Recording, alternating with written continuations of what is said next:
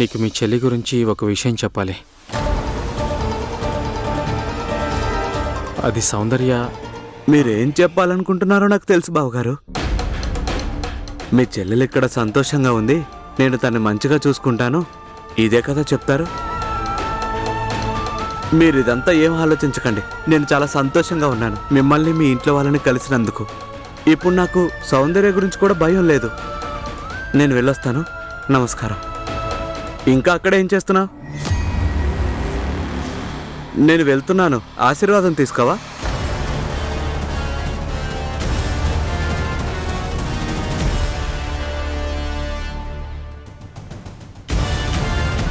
సంతోషంగా ఉండు.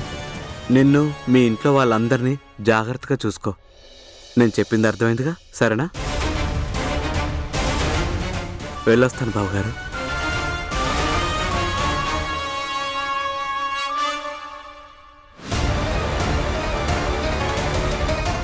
నేనే సౌందర్య అని డాక్టర్ బాబుకి అనుమానం రాలేదు కదా?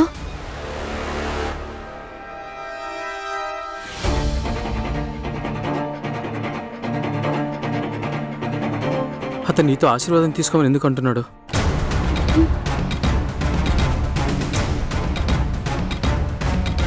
నిన్ను, నీ భర్తను, మీ ఇంట్లో వాళ్ళను చూసుకోమని చెప్తున్నాడు. ఆయన నీకు ఆ బాల ఎలా తెలుసు? అసలు ఎవరు నువ్వు?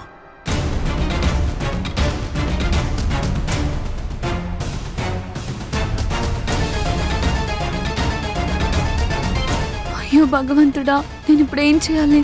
నేను ఈయనకు నిజం చెప్పనా? ఇంకేదైనా ప్రమాదం వచ్చి పడితే? నిన్నే అడుగుతోంది, సమాధానం చెప్పు. ఆ బాల నీకెలా తెలుసు అని. అది నేను అది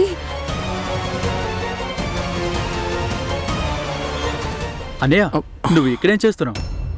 లోపల పెళ్లి డేట్ ఫిక్స్ చేశారు, పద లోపలికి వెళ్దాం. ఈశ్వర్ మాట్లాడుతూ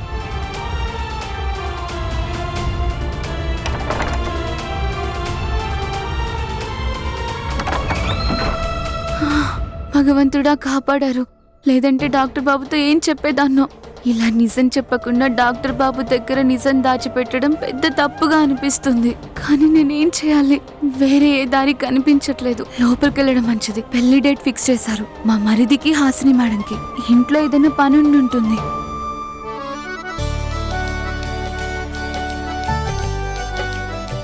Avinash, I'm so happy today. Finally మన పెళ్లికి డేట్ ఫిక్స్ అయిపోయింది. 2 రోజుల్లో నిశ్చితార్థం, 1 నెలలో పెళ్లి. I'm so happy.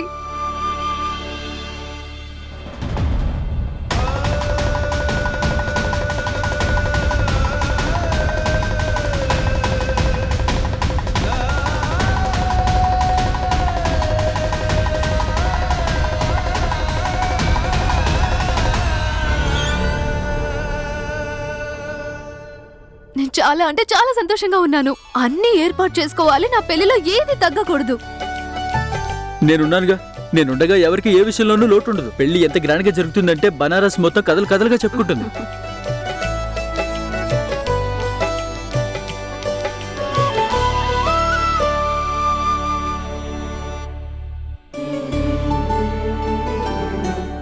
అందరూ ఎంత సంతోషంగా ఉన్నారు. అప్పుడే మా మరిది హాసిని మేడం పెళ్లి గురించి ఆలోచించడం కూడా మొదలు పెట్టేశారు. నా జీవితంలో ఇది ఎంతో ముఖ్యమైన రోజు. అయినా నేను ఎందుకు సంతోషంగా లేను? నాకు పదే పదే సౌందర్య ఎందుకు గుర్తొస్తుంది? ఏర్పాట్లనేవి జరిగిపోతూనే ఉంటాయి. ముందు మీరిద్దరూ వచ్చి అక్కయ్య ఆశీర్వాదం తీసుకోండి. ఎందుకంటే మీ పెళ్లి జరుగుతుందంటే అది అక్కయ్య ఆశీర్వాదం వల్లే. రండి.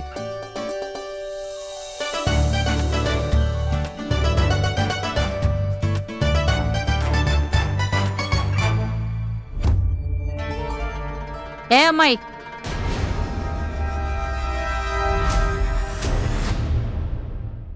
నువ్వు ఆ గోడ పక్కన దాక్కుని ఏం చేస్తున్నావు? ఈ రోజు ఎంత సంతోషమైన రోజు. వెళ్ళి అందరికి మిఠాయిలు తీసుకురా. వెళ్ళు. అరే త్వరగా వెళ్ళు.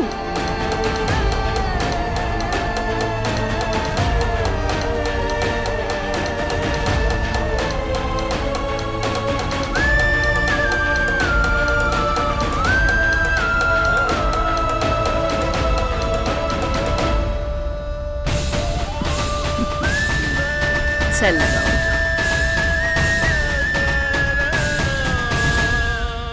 ఇవాళ చాలా మంచి రోజు. మా మరిది గారి పెళ్లి కుదిరిపోయింది.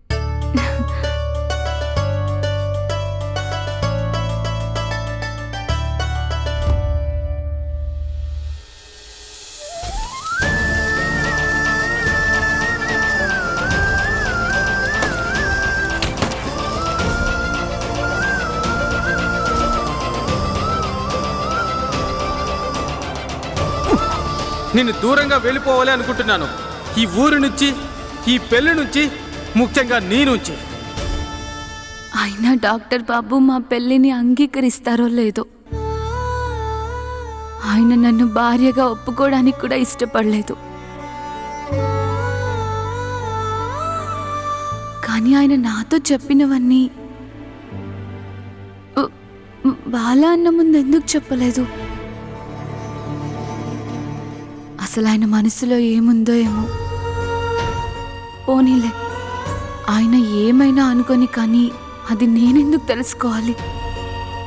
కానీ నేను మాత్రం ఆయనని నా భర్తగా అనుకుంటాను. అరే సౌందర్య, నువ్వు సంతోషించాలి. ఎందుకు ఏడుస్తున్నావు? నీకు చాలా పనులున్నాయి. పళ్ళెం, హారతి పళ్ళెం ఎక్కడ పెట్టాను?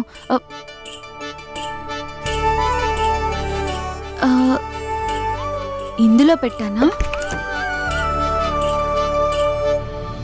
అయ్యో రామచంద్ర, ఇన్ని పళ్ళాలా?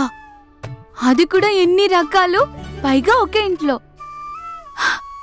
నేను మొదటిసారి నా జీవితంలో ఇలా చూస్తున్నాను. ఈరోజు సంతోషించాల్సిన సమయం.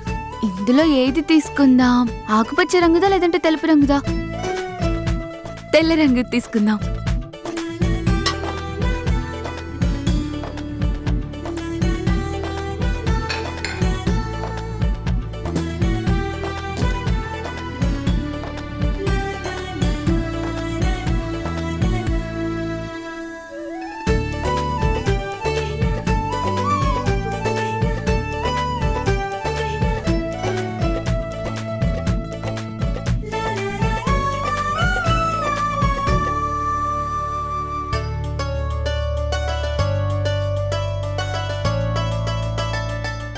ఇలా తమలపాకుల మిఠాయి ఎందుకు తీసుకొచ్చావు?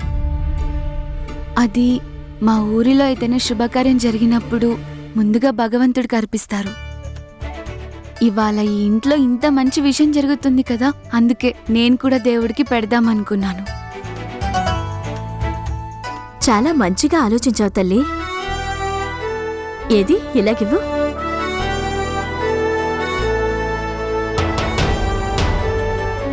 అమ్మాయి, అందరికి మిఠాయి తినిపించు. అందరికంటే ముందు కాబోయే పెళ్లి కూతురు పెళ్లి కొడుక్కి.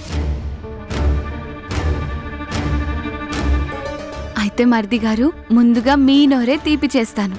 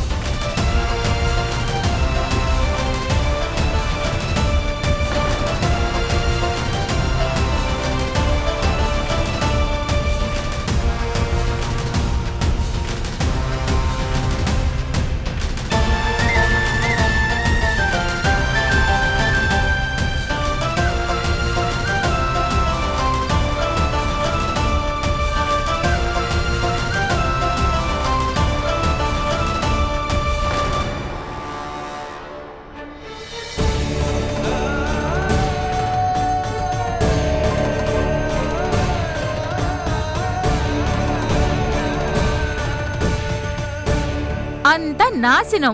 దీన్నే అంటారు చేతి వరకు వచ్చింది గాని నోటి వరకు అందలేదని. ఏ అమ్మాయి, ఈ కొంగు వేసుకుని నడవడం రాకపోతే ఎందుకు వేసుకున్నావు? తీసి పారేదాన్ని.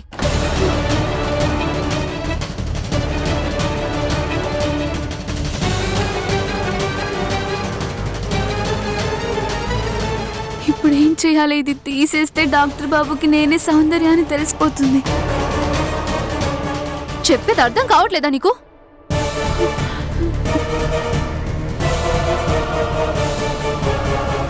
తీసేదాన్ని.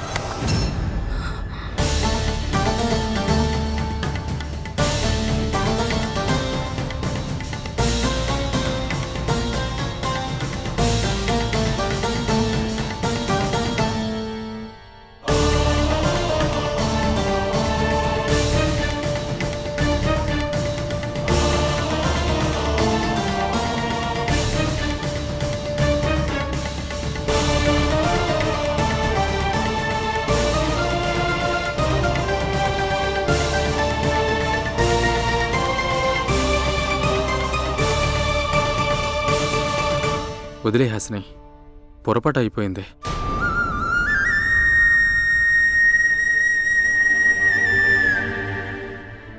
వాళ్ళ ఊళ్ళో ఈ సంప్రదాయం ఉంటే పాటించనే, ఏం పర్వాలేదు.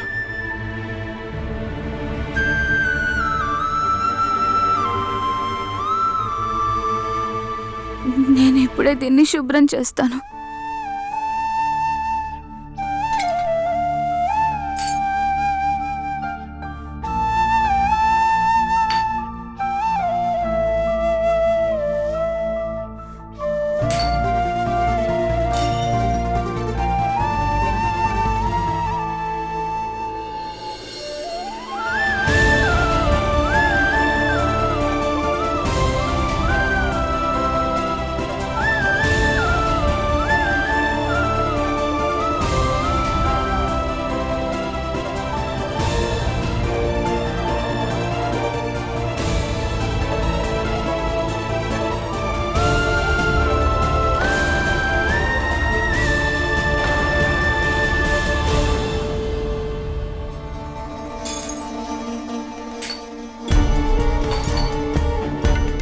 అవినాష్, ఇదంతా నువ్వెందుకు చేస్తున్నావు? బాబు, తను శుభ్రం చేస్తాడులే. నువ్వు కిచెన్ నుంచి ఇంకొకటి తీసుకునిరా.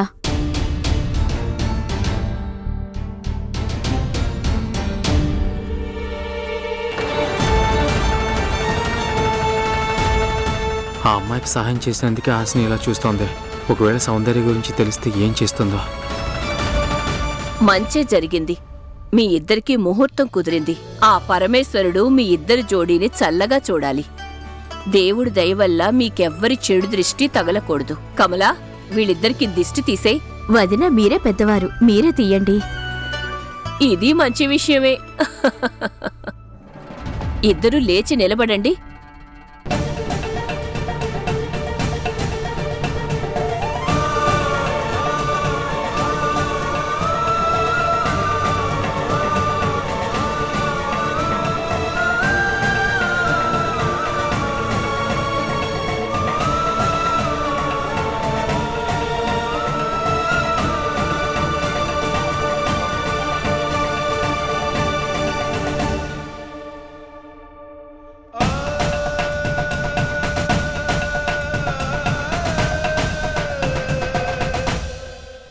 జమునా, ఏ జమునా,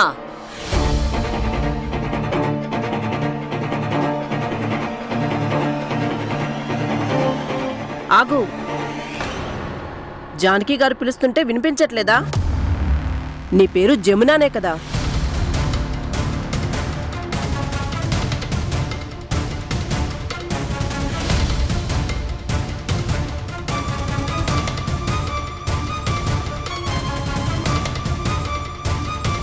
మా తరపు నుంచి ఈ డబ్బు తీసుకో, ఉంచుకో.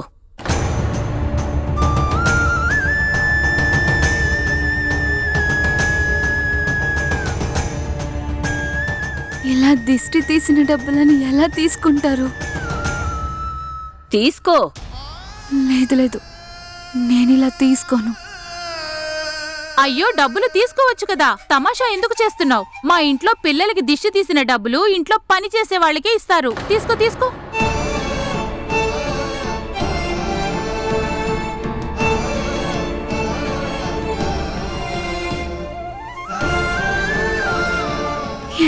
దౌర్భాగ్యమైన తలరాత. నేను కనీసం వీళ్ళతో ఇంటి కోడళ్ళని కూడా చెప్పలేను. అరే తల్లి, ఎప్పుడైనా పెద్దవాళ్ళు సంతోషంగా ఇస్తే దాన్ని తీసుకోవాలి.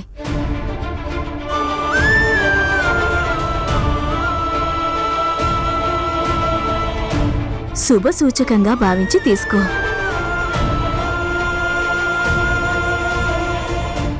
వెళ్ళు.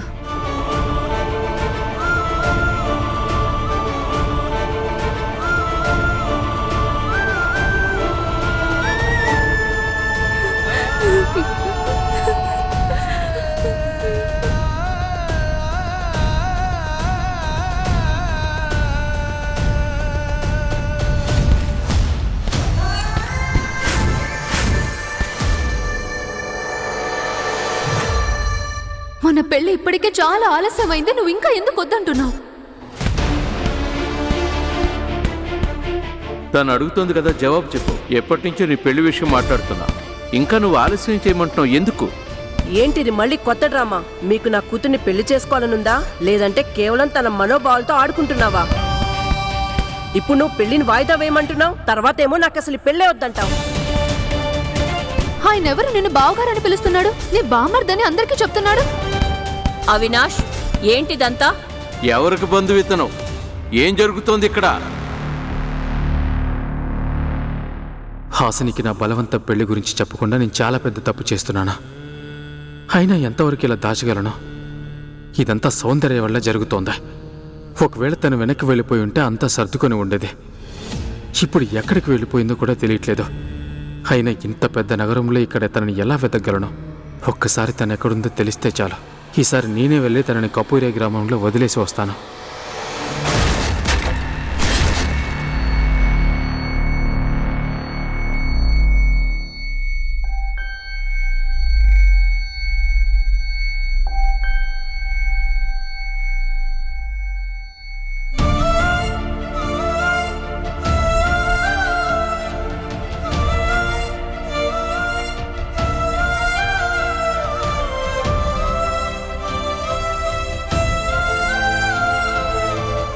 అసలేమైంది మీకు?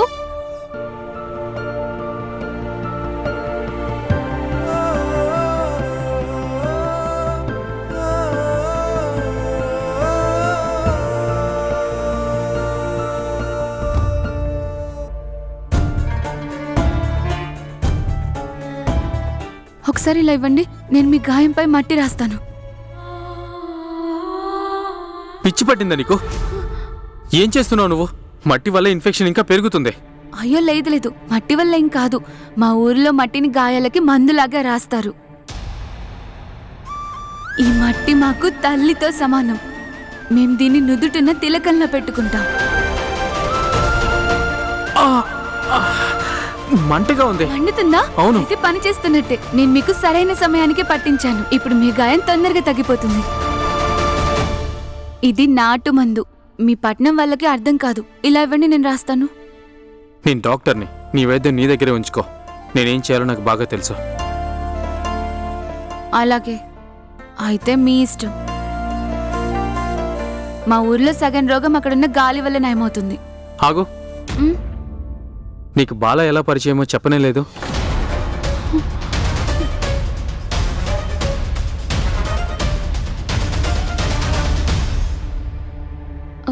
అది అది ఆయన మా ఊరు వాడే కదా, అందుకే నాకు అతను తెలుసు.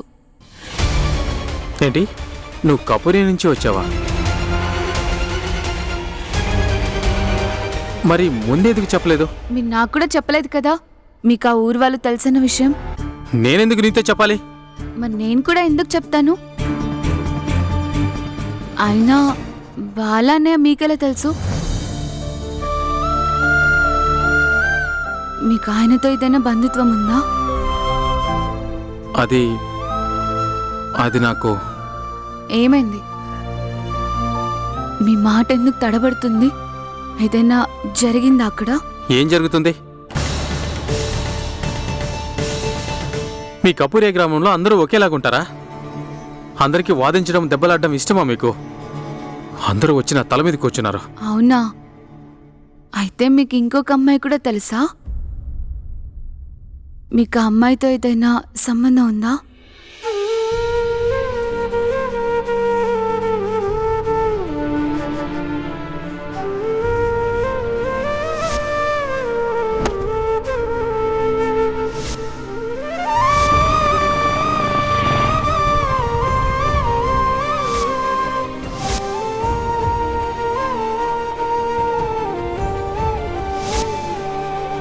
అవును, గాయంతో కుదిరిన సంబంధం. ఎప్పటికీ నయం కాని గాయం అదే. ప్రతి గాయానికి మందు ఉంటుంది. కానీ నా గాయానికి కాదు. ఇది ఎలాంటి గాయం అంటే దీని మందు కూడా ఉప్పులాగా మంటను కలిగిస్తుంది. ఒకసారి నాకు దొరికిందంటే ఇక విడిచిపెట్టేదే లేదు. ఎవరు? గాయానికి మందా లేక గాయం చేసిన అమ్మాయా?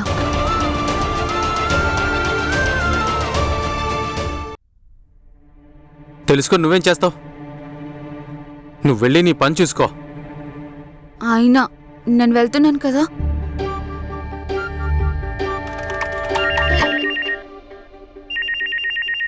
హలో, సౌందర్య గురించి ఏదైనా తెలిసిందా?